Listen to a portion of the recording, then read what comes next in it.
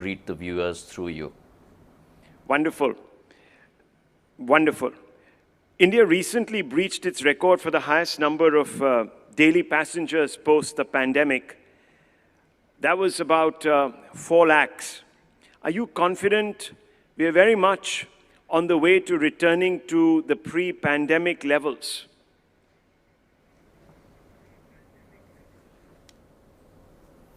Well, Rahul, the devil is always in the details, and the last week has shown that there has been a very healthy bounce back for a sector that was extremely beleaguered and hit extremely hard by the pandemic. This is a sector, mind you, that has suffered close to $370 billion worth of losses internationally and close to about $2.9 billion domestically here in India. And I'm only talking about the airlines business at this point of time. But it's a sector which has shown that as normalcy returns, there is a very high degree of buoyancy in the sector, with domestic travelers also growing exponentially. And last Sunday, we breached the pre-COVID levels at 4.07 lakh passengers per day. Over the last 10 to 12 days, we have been in the range of about 3.5 to 3.9 lakhs. These are good signs, early signs though, but good signs, and the important thing is to be able to maintain this healthy trend as we move forward.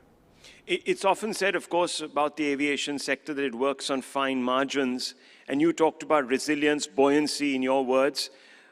What's brought this buoyancy about, Mr. Scindia?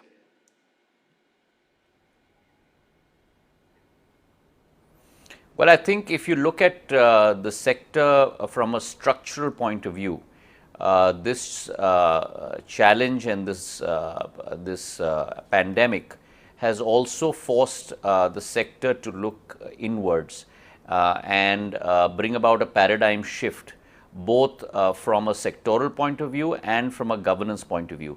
There are many things that we have done different within the ministry as well over the last year and a half or so, where we have brought about major changes in policy, whether it be directly with regard to airlines, where we've slowly but surely brought back capacity to 100% on the 18th of October last year, international capacity back to 100% on the 27th of March this year, and along with that also the concept of putting in place fare caps, where you are protecting both the customer on the upside of too exorbitant fares and protecting the airlines on the downside as well.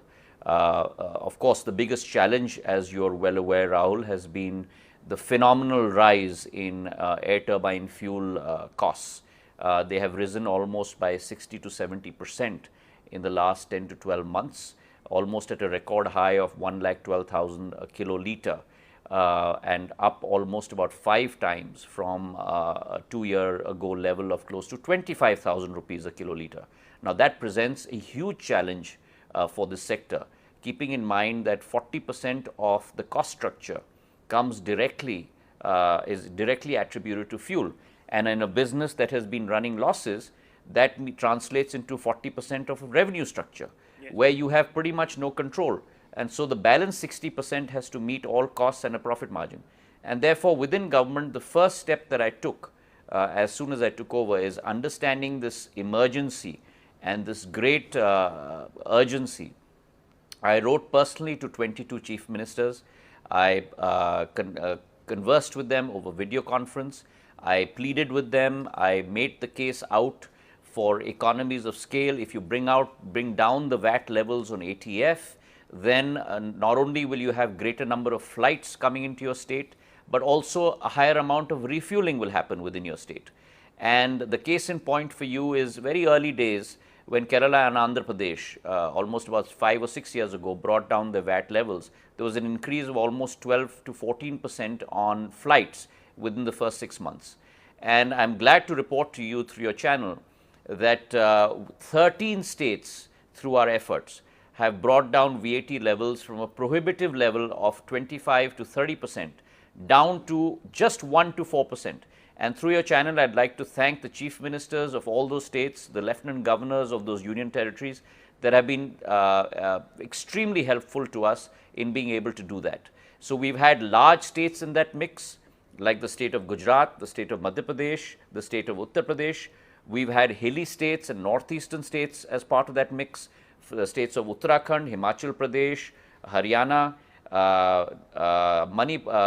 northeast states like Arunachal Pradesh and Tripura. We've had union territories such as J&K and Ladakh, Andaman and Nicobar, the Lakshadweep Islands. And so there's been a wide variety of states that have moved towards a lower tax regime, and that has resulted in greater refueling in these states. For example, in the state of, in the UT of J&K, Srinagar has experienced a 360% rise in refueling since they brought down VAT. So the economies of scale and the Laffer curve economic theory works that as you bring down tax rates, revenues go up.